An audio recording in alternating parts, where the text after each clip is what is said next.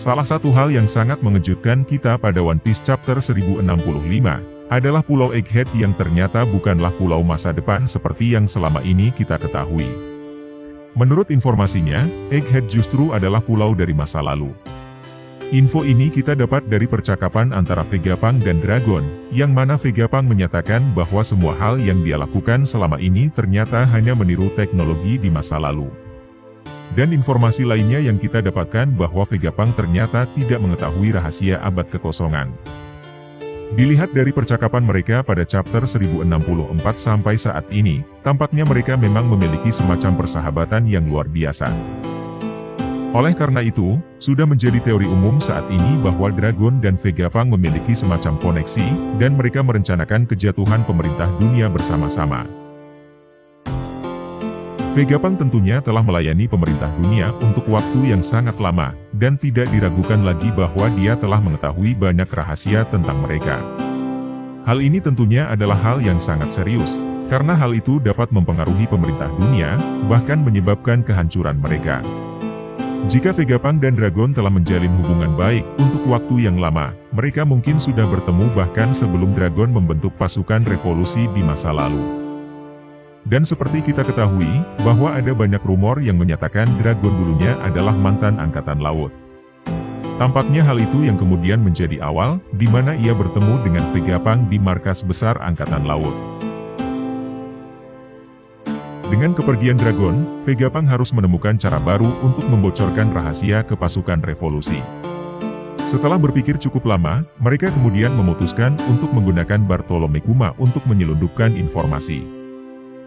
Pada awalnya Kuma memang sudah menjadi bagian dari tentara revolusi sejak lama.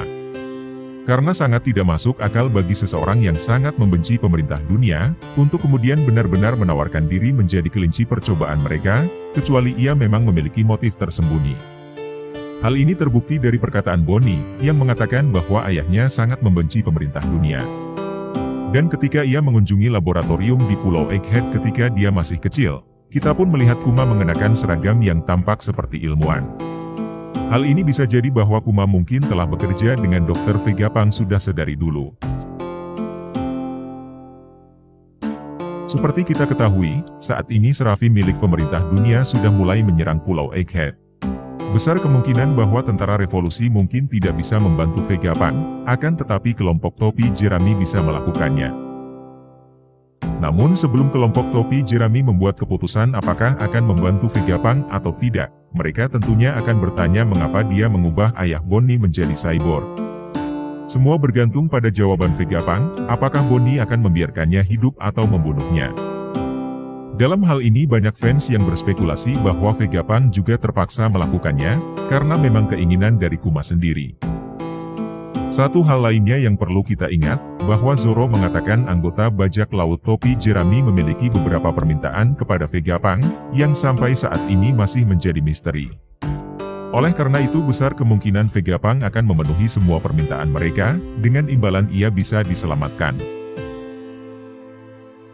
Tetapi jika kemudian tentara revolusi benar-benar terlibat dengan peristiwa yang terjadi di Pulau Egghead, maka bisa jadi Dragon pada akhirnya akan bertemu dengan Luffy.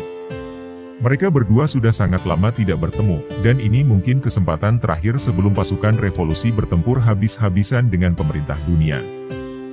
Tentunya sangat menarik untuk kita nantikan, ketika hal itu benar-benar akan terjadi, maka banyak misteri tentang keluarga mereka yang akan segera terungkap. Nah, demikianlah pembahasan kita mengenai hal ini. Jika kamu punya pendapat lain, jangan lupa tulis di kolom komentar.